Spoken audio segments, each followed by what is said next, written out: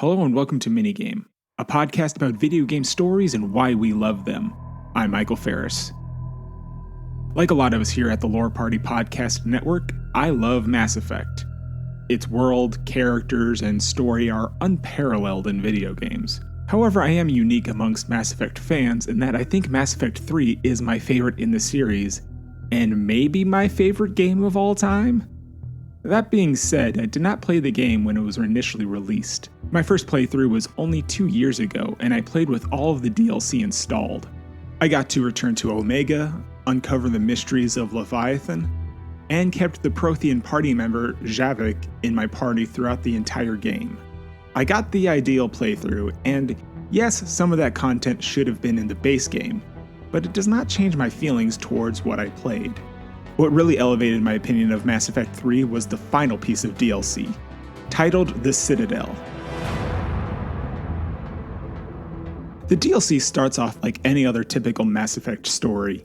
You get a call from Anderson ordering the crew of the Normandy to go to the Citadel for ship maintenance and shore leave for the crew.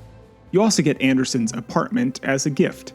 While in the Citadel, there's an attack from a mysterious force, and it's up to you as Commander Shepard to find out who's behind the attacks and stop them.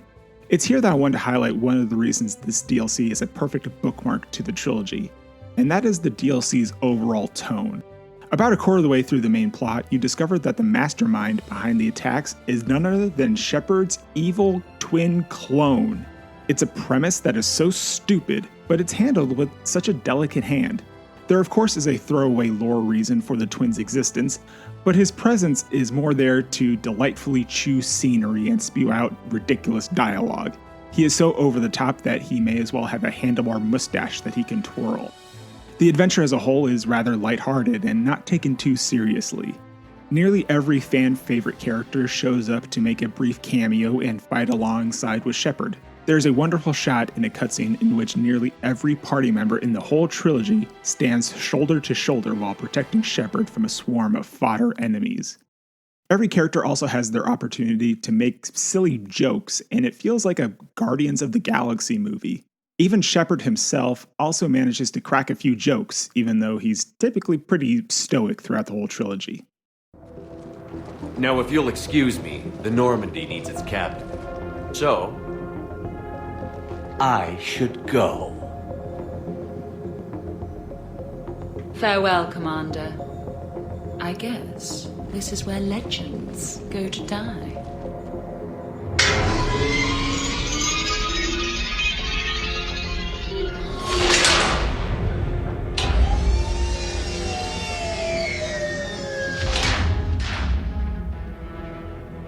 Well, this is one for the highlight reel, huh?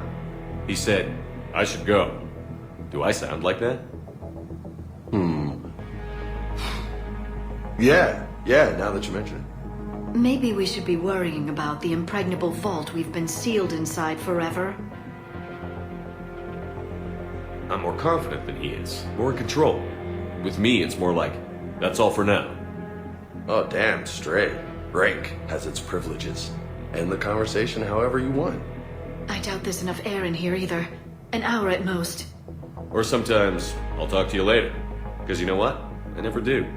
Leave him wanting more. Shepard, why aren't you more worried about this? But the evil twin plot is only half of the DLC. After the twin is defeated, the crew of the Normandy decide to throw a big party at Shepard's new apartment, where they can laugh, drink, and decompress from the war that you're fighting throughout the main game.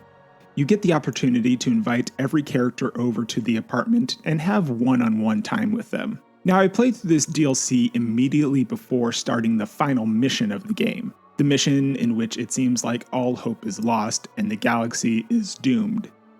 And this section of the game feels a lot like saying goodbye to these characters for the last time, both as a character and as a player.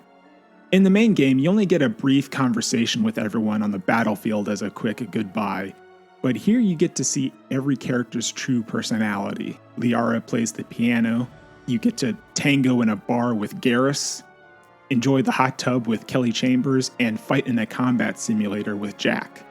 Each interaction is a perfect encapsulation of the character's personality and your relationship with them. But what really makes this whole DLC work for me is the bittersweet undertone of this section of the story. Despite it being mostly about a big fun party, there is always an undertone of finality to everything. Some of the characters fully expect to not survive the war, and despite this, they still find strength in each other. I've always loved that song.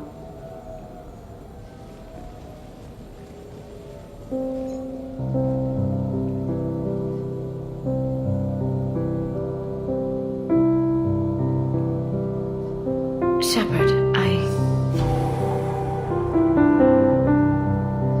What are you doing? Making sure you don't run off to something more important. I can't imagine what that would be. We should do this more often. Yes, well, maybe after. Every day after. Shepard.